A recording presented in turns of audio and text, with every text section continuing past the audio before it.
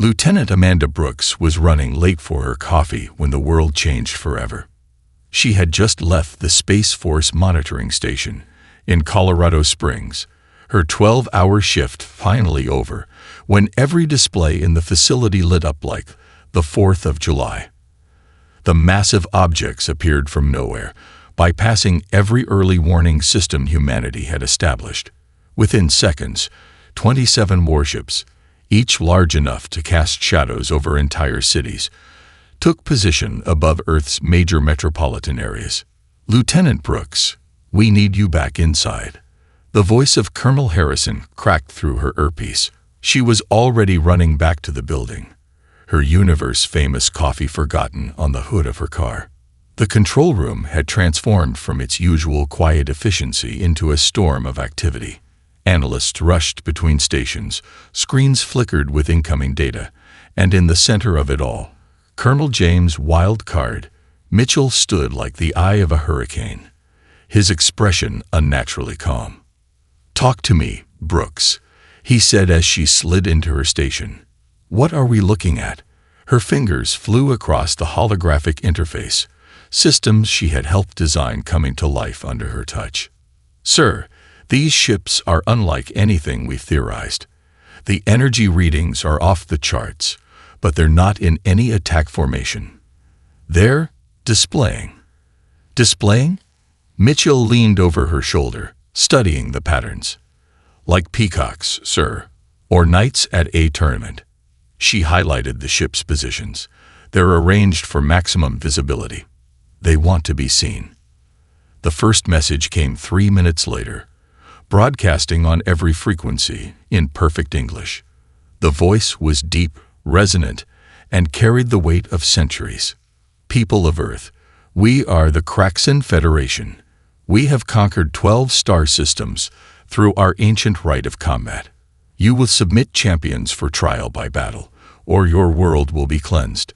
You have 3 days to—" "Sir," Brooks interrupted, her eyes fixed on her readings. "I'm detecting weaknesses in their shield harmonics. Their technology is advanced, but it's ritualized. They're using the same patterns they've probably used for centuries." Mitchell's smile was sharp. "Can you get me a full analysis?" "Already done, sir." She transferred the data to the main screen. "Their weapons are powerful but predictable. Energy signatures suggest they follow strict protocols. They're warriors, but they fight by rules. Very specific rules." The room had gone quiet, all eyes on the exchange. The alien message was still playing, detailing the terms of their challenge, but humanity was already 3 steps ahead. Colonel Mitchell straightened his uniform. "Get me the UN Security Council, and someone wake up our champions." "The response team is already assembled, sir," Brooks reported, pulling up the files she'd been helping to compile for just such an event. "Project Prometheus, a global initiative to identify and train Earth's most exceptional individuals. They're being transported to the mountain as we speak." The alien message finally ended, their ultimatum hanging in the air.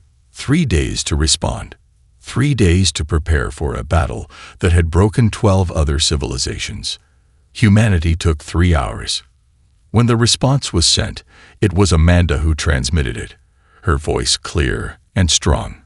"Kraxan Federation, we accept your challenge. Our champions are ready. Name the time and place." The silence that followed was deafening. Then, a different voice responded, younger, less ceremonial, almost shocked. "You cannot have champions ready. The selection process alone takes weeks." Colonel Mitchell took the comm. "Perhaps you don't understand humanity. Friends, we've been preparing for this moment since we first looked up at the stars.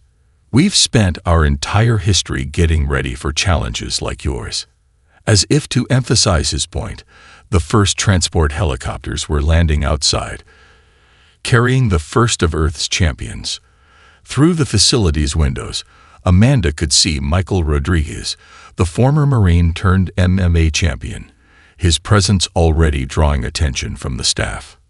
You have no idea what you're facing, the Kraxan voice said, a note of concern breaking through their formal tone. No, Amanda whispered to herself, watching as more champions arrived, each one a testament to humanity's relentless drive to excel. You have no idea what you're facing. The battle for Earth was about to begin, and humanity was already changing the rules. The Kraxan High Command had expected many responses to their challenge: terror, pleading, perhaps even defiance. What they hadn't expected was enthusiasm. General Kithrix stood in the central chamber of the command ship, his ceremonial armor gleaming under the ancient light spheres, as the human delegation materialized on the transportation platform. Their arrival was 3 hours ahead of schedule. Another breach of protocol that set his teeth on edge. Colonel James Mitchell led the group, his Space Force uniform pressed to perfection. Behind him stood Lieutenant Brooks, now acting as technical advisor, and the first of Earth's champions, Michael Rodriguez, his athletic frame carrying the easy confidence of a born fighter. "Welcome aboard the Sovereign Light," Kithrix began the traditional greeting, but Mitchell was already moving forward, a holographic display springing to life from his wrist device. "Thank you, General. Let's talk about making this interesting." Mitchell's smile had the same quality as a drawn blade. "We've reviewed your combat protocols, and we have some suggestions." Kithrix's secondary heart skipped a beat. In 12 conquests, no species had ever suggested modifications to the sacred combat rituals. "The protocols are ancient and unchangeable." "The protocols are inefficient," Lieutenant Brooks interrupted, her own display showing detailed analysis of previous Kraxan encounters. "Your traditional timeline wastes resources and doesn't actually test true combat readiness." Rodriguez stepped forward, his movement drawing every Kraxan warrior's attention. Their combat sensors were already analyzing him, and Kithrix could see the confusion in his officer's eyes. The human's combat potential readings kept shifting, as if he knew multiple fighting styles and was cycling through them unconsciously. "Where I come from," Rodriguez said, his voice carrying the weight of experience. "A real fighter needs to be ready at a moment's notice. All this ceremony, it's just delay." Mitchell nodded. "We propose simultaneous matches, multiple disciplines, and live broadcasting to both species. Let's make this a real test of capability, not just tradition." The Kraxan combat master, Virok, released a sound of pure outrage. "The sacred trials have remained unchanged for 10,000 years. Then they're 10,000 years out of date," Brooks countered, pulling up statistics. "Look at the data. Each of your previous conquests took longer than the last. Your protocols haven't evolved, but your opponents have." Kithrix found himself studying the humans more carefully. Every species they challenged had treated the trials as a devastating burden. These humans spoke of them like an opportunity. "And what of the sacred preparation period?" he asked, genuinely curious now. "Our warriors spend 3 months in meditation before each trial." Rodriguez actually laughed. 3 months. "General, I can be ready in 3 minutes. Hell, I'm ready now. Want to test that theory?" The challenge in his voice made several Kraxan warriors step forward, their battle instincts triggered. Kithrix raised a hand to hold them back, but he noted how Rodriguez had instantly shifted his stance, ready for multiple opponents without making any aggressive moves. "What you're suggesting is unprecedented," Kithrix said finally. "Unprecedented is what humans do best," Mitchell replied. He expanded his holographic display, showing a complex tournament bracket. "We've already designed a format that will test everything your traditions value: strength, skill, strategy, and spirit. But we'll do it our way, fast, adaptive, and entertaining." "Entertaining," Virok sputtered. "Of course," Brooks said, pulling up another display. "We're already setting up the broadcast systems. Both our species will watch every match. After all, if you're so confident in your methods, Why not show the galaxy how they work? Kithrix found himself in an impossible position. To refuse would show fear. To accept would break millennia of tradition. He looked at the humans again. Mitchell's strategic confidence, Brooks's technical expertise, Rodriguez's ready stance, and made his decision. "You will regret this speed, humans," he said finally. "Our warriors are beyond your understanding."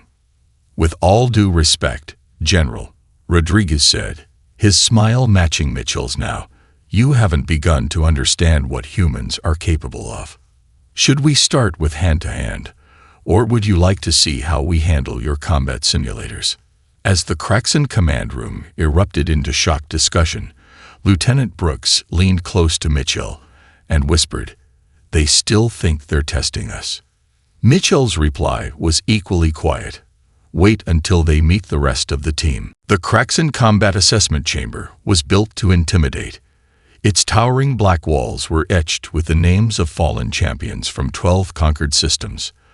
The floor could transform into any combat environment imaginable. The air itself seemed to hum with ancient power. Rebecca "Lightning" Thompson walked in like she was entering her university lab. "Fascinating quantum architecture," she said, her Olympic runner's frame moving with calculated precision as she studied the chamber. "The energy matrix is similar to my research on particle acceleration." Behind her, Marcus "Checkmate" Anderson was already moving his hands through complex calculations in the air, his former Delta Force training evident in how he marked every exit and cover point. "The pattern recognition is almost too perfect. Katie, are you seeing this?" Katie, Neural Storm O'Connor, had her custom neural interface active, her eyes flickering with data as she analyzed the chamber systems. "It's like every classic combat game rolled into one. They've built a perfect arena, but they've made it too perfect, too predictable." The Kraxan Assessment Council watched from their elevated platform, their confusion growing with each passing moment. These were not the warriors they had expected. Combat Master Varrock finally spoke, his voice heavy with ceremonial weight. "Champions of Earth, you stand in the sacred Chamber of Trials, built by the first Kraxan Battle Kings 9,000 years ago." Thompson interrupted, still studying the wall patterns. "The energy signatures are fascinating. They're actually quantum-locked memories of previous battles." Varrock's secondary eyes blinked in surprise. "How could you possibly know that?" "Because she's not just a runner," Rodriguez said, entering the chamber last. Doc Thompson here wrote her physics dissertation on energy pattern recognition. Same principles she uses to break Olympic records. "Impossible," one of the council members declared. "A champion cannot be both scholar and warrior." Anderson's laugh was sharp and quick. "Lady, that's the problem with your whole system. You think everything has to fit in nice, neat categories. Humans don't work that way." To demonstrate his point, he pulled up a holographic chessboard with one hand while drawing his combat knife with the other, moving both with equal skill. "Grandmaster rating in chess. Distinguished Service Cross from Delta Force. We don't just cross-train, we cross-think." O'Connor had found a control interface, her neural link already communicating with the ancient system. Their combat programs are actually pretty elementary. Basic if-then loops, just really well optimized. No true adaptive learning. The council chamber erupted in outrage. Varrock's voice cut through the chaos. "You dare to analyze the sacred combat systems?" "Oh, I'm not just analyzing them." O'Connor smiled, her neural interface glowing. "I'm improving them. Your system's never seen anything like modern human gaming architecture. We don't just play games. We break them, rebuild them, and make them better." Thompson had completed her circuit of the room, her athletic frame moving with the same precision she used to break records. "The gravity controls are particularly interesting. Variable fields, but they follow standard patterns. We can work with this." Rodriguez stepped to the center of the chamber, where countless alien champions had stood before. "So, here's the deal. You've got your traditional warriors, and that's great. But Earth, we've got a physics genius who runs like the wind, a chess master with special forces training, a gamer who revolutionized combat AI, and me, just a Marine who learned to fight in every style humanity's ever created. The council was silent now, their ancient protocols useless in the face of such unprecedented versatility. Your previous champions, Anderson said, still moving chess pieces with one hand. They all tried to beat you at your own game. But humans, we don't play by anyone's rules but our own. The trials begin in 1 hour, Varrock announced, his voice less certain than before. We're ready now, Thompson said, her runner's muscles already tensed for action. Unless you need more time to prepare. As the champions of Earth took their positions, Lieutenant Brooks and Colonel Mitchell watched from the observer's gallery. The lieutenant's data displays were tracking every Kraxan response, every shift in their ancient patterns. They still think this is about combat, Brooks said quietly. Mitchell's smile was knowing. Wait until they realize it's really about evolution.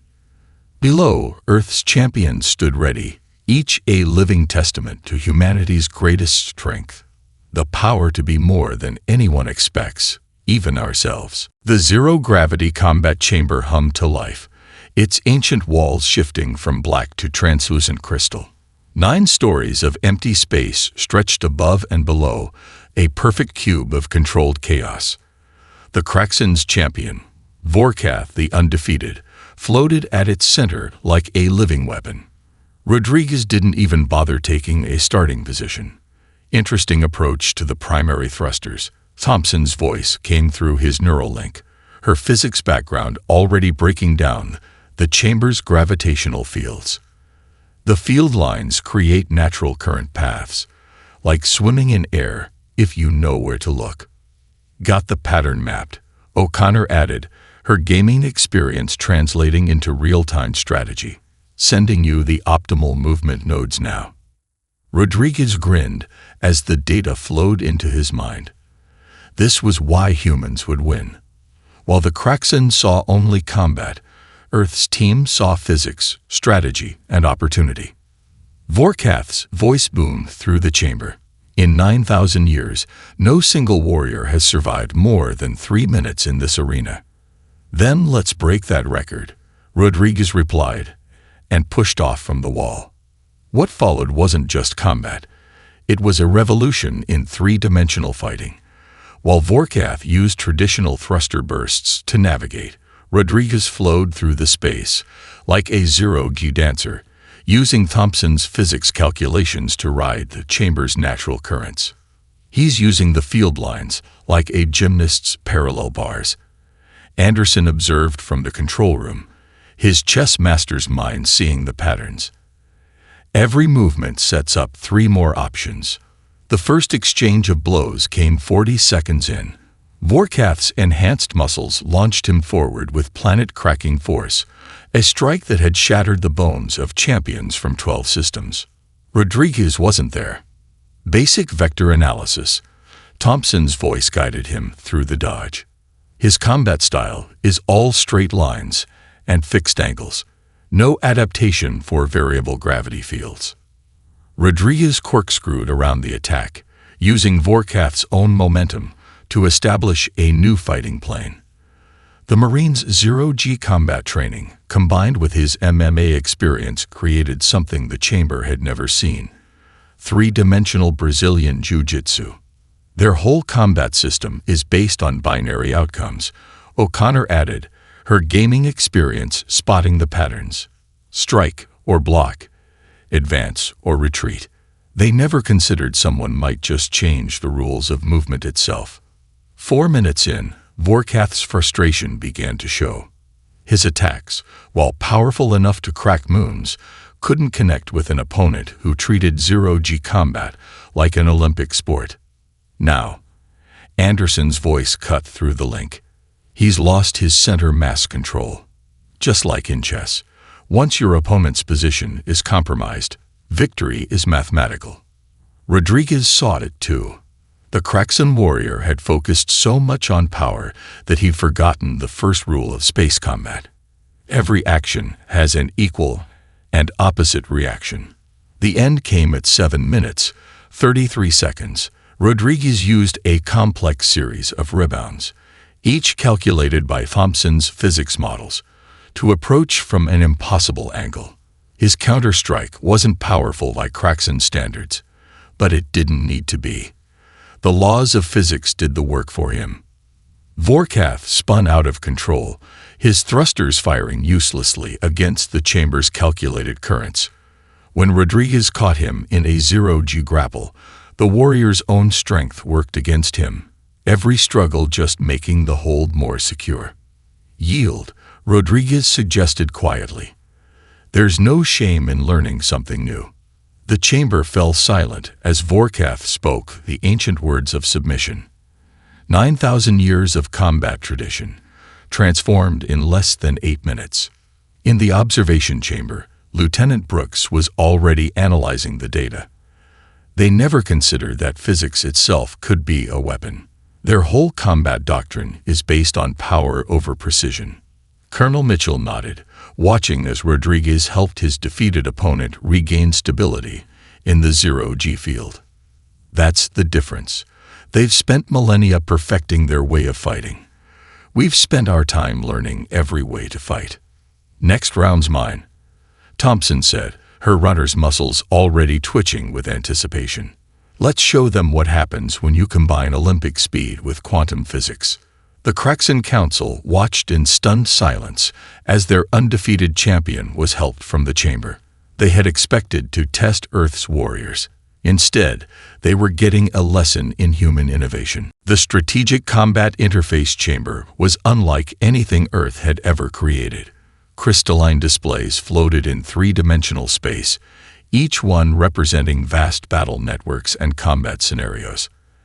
At its center, the Kraxan Grandmaster Zixtal waited, his neural crown glowing with 9,000 years of archived strategic knowledge. Marcus Anderson walked in wearing jeans and a faded chess club t-shirt. "This is disrespectful," one of the Kraxan Council members hissed. "The mind trials are sacred." "You know what's really disrespectful?" Anderson asked, taking his position. "Assuming there's only one way to think." O'Connor's voice came through his neural link. "Their system architecture is beautiful, but it's like they stopped developing it centuries ago. Every scenario is based on perfect information and binary outcomes. Just like their physical combat," Thompson added. "They never learned to handle uncertainty." The chamber darkened, and the first challenge appeared, a complex battle scenario involving fleet movements and resource management. Zixtal's neural crown connected directly to the system, his movements precise and practiced. Anderson cracked his knuckles and smiled. "Let's show them how Earth plays games." The first move shocked the entire council. Instead of managing his resources according to traditional doctrine, Anderson scattered them apparently at random. Zixtal's perfect strategy suddenly had no clear target. "Chess taught me something important," Anderson spoke while moving pieces across the battlefield. "The best move isn't always the most powerful one. Sometimes it's the one that makes your opponent question everything they know." Rodriguez, watching from the observer's gallery, laughed. "He's using my fighting style in a strategy game." "No," Brooks corrected, her displays tracking the battle patterns. "He's using everyone's style. Look at the resource distribution. It's based on Thompson's physics models. The unit movements follow O'Connor's gaming algorithms." On the strategic display, Anderson's forces continued their seemingly chaotic dance. Each movement appeared random but served multiple purposes, creating opportunities that didn't exist until the moment they were needed. "Impossible," Zixtal finally spoke, his neural crown pulsing with confused energy. "Your strategies defy all known combat logic." "That's because I'm not just using combat logic," Anderson replied, his hands moving in complex patterns.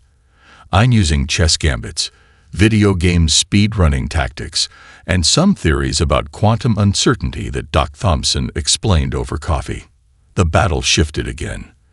Where Zixtal's forces moved like a perfect machine, Anderson's units flowed like water, finding gaps that the traditional strategy couldn't even see. In chess, Anderson continued, springing another unexpected trap. Grandmasters can think 15 moves ahead because the rules are fixed. But humans, we're best when the rules keep changing. O'Connor's voice added through the link. His neural crown is trying to calculate every possible outcome, but you can't calculate what you can't predict. And you can't predict what you don't understand. Thompson finished. The end came not with a decisive victory, but with a series of small, impossible choices. Anderson's strategy had created so many unexpected scenarios that the traditional responses became meaningless. Zixtal's perfect knowledge found itself facing something worse than defeat. Uncertainty. Your tactics, the Kraxan Grandmaster said finally, his voice heavy with realization. They make no sense. Anderson's smile was kind. They make perfect sense. Just not to someone who only knows one way of thinking. Each move I made could have been countered if you'd been willing to break from tradition. In the observation gallery, Mitchell watched as the council struggled to process what they'd witnessed. They still don't understand what's happening, do they? No, Brooks replied, her screen showing the cascade of failed predictions in the Kraxan combat systems. They think this is about strategy. They don't realize it's about evolution. Anderson disconnected from the interface and stretched. Good game, he said to the still stunned Grandmaster. Want to try some chess next? Fair warning, though. Katie here has been teaching me some really interesting ideas about nonlinear problem solving. The council chamber erupted in confused discussion. They had expected to test human strategic capability. Instead, they'd encountered something their 9,000 years of perfect knowledge couldn't comprehend: the power of imperfect, beautiful, human innovation. Katie O'Connor stood before the holographic display in the human team's preparation chamber, her neural interface lighting up like a Christmas tree. The data streams from previous matches flowed through her mind like a digital river, each pattern triggering recognition from years of professional gaming. There it is again, she said, her fingers dancing through the light. Every combat pattern they use. It's like I've seen it before. Thompson leaned forward, her runner's frame coiled with energy even at rest. What do you mean? Watch this. O'Connor pulled up footage from Rodriguez's Zero-G fight. See how Vorkath moves. Now, look at this. She split the display, showing an ancient Earth video game. Space Combat Simulator, circa 1998. The movement patterns are almost identical. Anderson's chess master's mind caught the connection immediately. They're not just similar, they're programmed, like NPCs following a script. Lieutenant Brooks was already running analysis on her screens. Could their entire combat doctrine be based on fixed patterns? Not just fixed. O'Connor's eyes lit up with understanding. Predictable. Every strategy they've used against us follows gaming logic from Earth's history. It's like they found our old games, Rodriguez finished, understanding dawning. They must have picked up our broadcast signals years ago, studied them, thought they were learning about human combat. Colonel Mitchell's smile was predatory. But they never understood what games really mean to humans, did they? Games aren't just combat simulations for us, O'Connor said, her hands moving faster through the data. They're laboratories. Every game we create, we break it, rebuild it, find the exploits, the hidden paths. Thompson was already running physics calculations.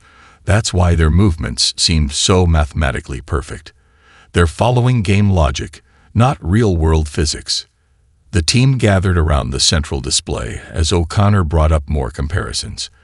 Ancient fighting games, strategy simulations, even classic board game patterns, all reflected in the Kraxan's supreme combat doctrine.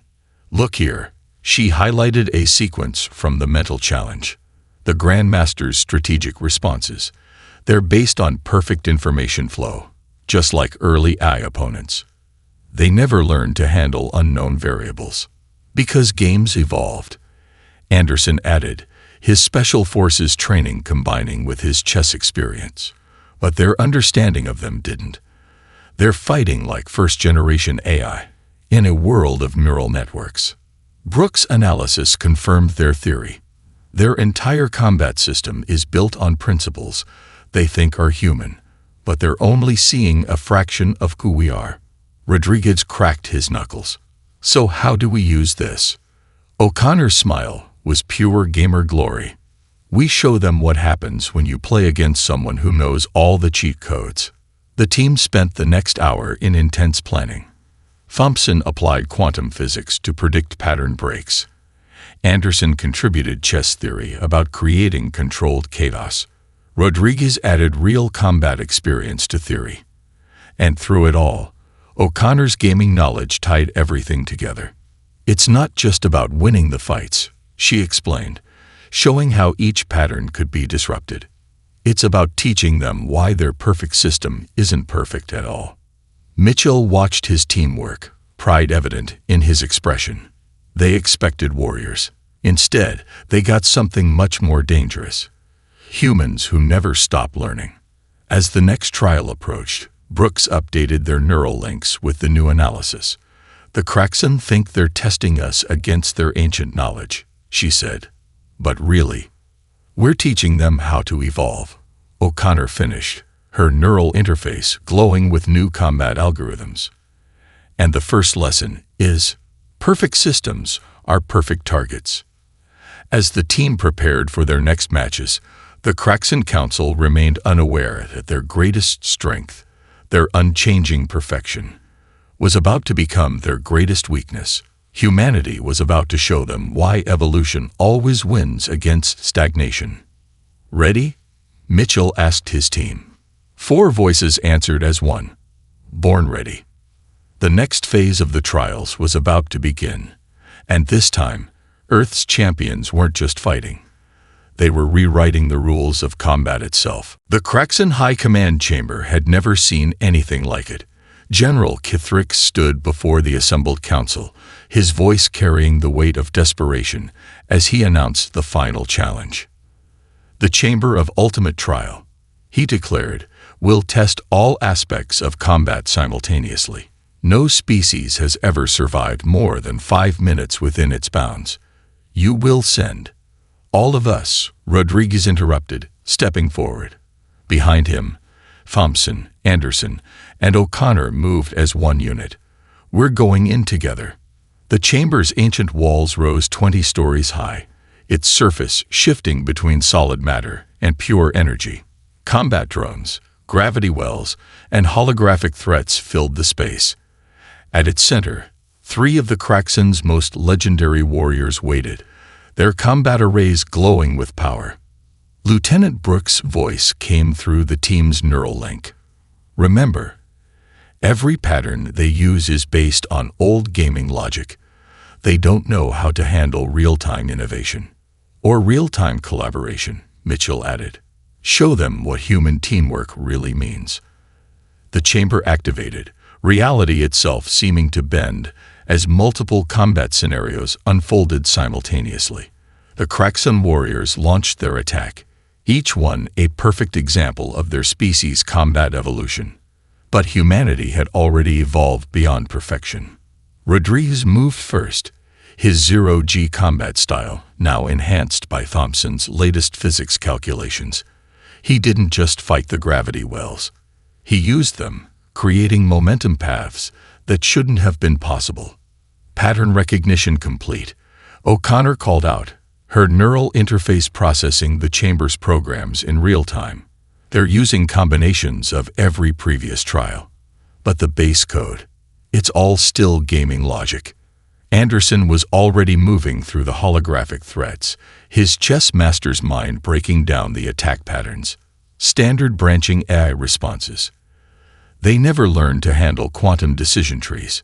Thompson launched herself through a series of gravity wells, her Olympic training combined with physics knowledge creating movement that made the Kraxan warriors pause in confusion.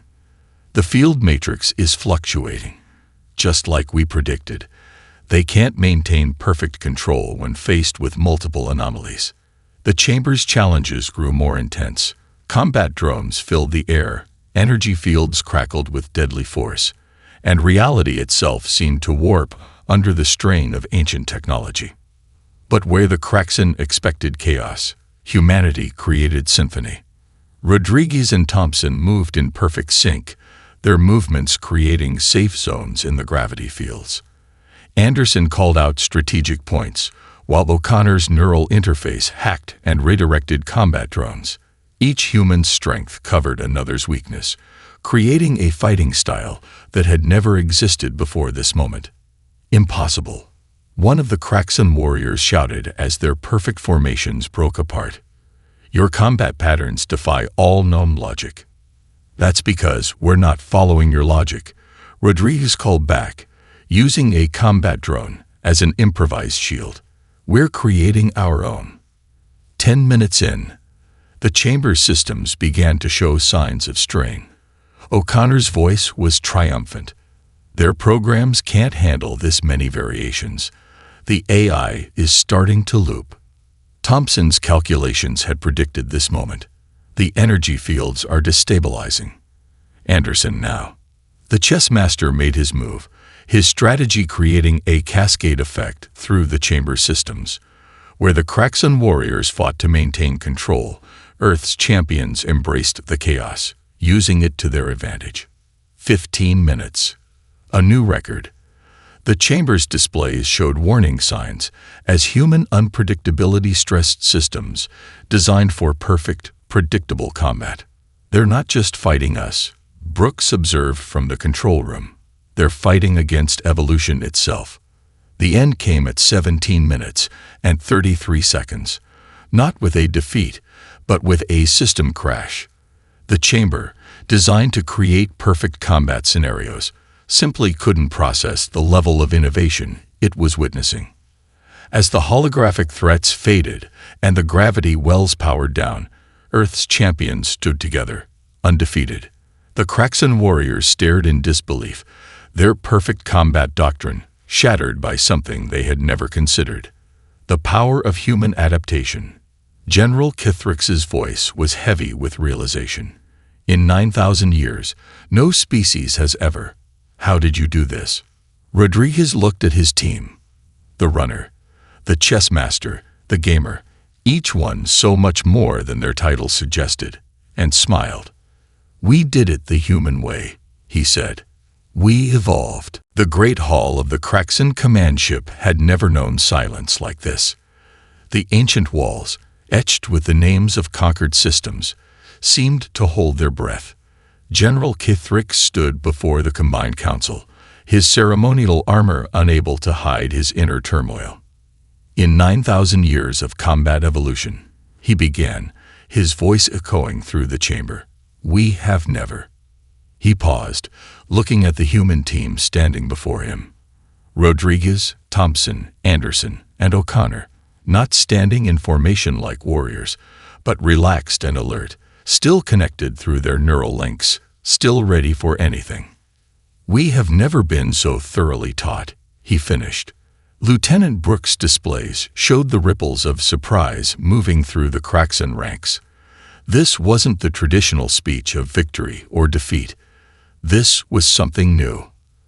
Your combat chamber systems are already repairing themselves, O'Connor said, her neural interface still processing data. But they're not just resetting. They're evolving. Learning from what happened. Thompson nodded. The quantum fields are stabilizing in new patterns, more flexible, less rigid, almost like they're adapting. Just like the programs that run them, Anderson added. Your perfect system wasn't destroyed. It was freed. Colonel Mitchell stepped forward, his uniform pristine despite the intensity of the past days. That's what we came to show you. Not just that humans could win your trials, but that the trials themselves could be more. The council chamber erupted in discussion. 9,000 years of tradition collided with the undeniable evidence of change. Combat Master Varrock's voice cut through the chaos. "You could have simply defeated us," he said, looking at each human in turn. "Instead, you chose to teach us." Rodriguez smiled. "That's the thing about humans. We don't just want to win. We want to understand, to share what we learn." "Your combat systems were based on old human games," O'Connor explained, projecting data into the chamber's holographic space. "But games for us aren't about perfect patterns. They're about growth, innovation, finding new ways to think." "Just like your combat chamber," Thompson added. "It wasn't destroyed by our methods. It adapted to them, started creating new possibilities instead of just following old rules." Thrick studied the humans with all four eyes. "In 12 systems, we have never found warriors like you. We expected to test your combat prowess. Instead, we showed you something better," Mitchell finished. "The power of never stopping learning." The general's next words shocked the entire chamber. "We would learn more from you." And that was how the invasion of Earth became something unprecedented in Craxan history. A cultural exchange. The warships that had come to conquer now hosted joint training sessions. Combat masters who had never questioned their ancient doctrine now studied human adaptation and innovation. In the observation deck, watching Earth rise over the lunar horizon, Brooks stood with her team. "They're already implementing changes based on your strategies," she told them, her screen showing the rapid evolution of Craxan combat systems. "Their entire civilization is starting to embrace change instead of fighting it." "Not bad for 4 days' work," Rodriguez said, still wearing his Lucky Marine Corps t-shirt. "The best part," O'Connor added, her neural interface showing the new training programs she was helping develop. "They're not just copying our methods, they're creating their own new ones, actually innovating for the first time in millennia." Thompson watched a group of young Craxan warriors practicing her physics-based movement techniques. "They're learning that perfect isn't always better than adaptable." "And we're learning too," Anderson said, fresh from a strategy session with the Craxan Grandmasters, their ancient knowledge combined with human innovation. "The possibilities are endless." Colonel Mitchell joined them, carrying a data crystal, the first draft of a new alliance treaty. "They came looking for worthy opponents," he said. "They found something better. They found partners," Brooks finished. The stars seemed brighter somehow, as if they too were celebrating this new chapter in both species' evolution. The Craxan had come to Earth expecting to find another conquest. Instead, they found something their 9,000 years of combat had never taught them. The greatest victory isn't defeating an enemy, but making them a friend. And that was the most human victory of all.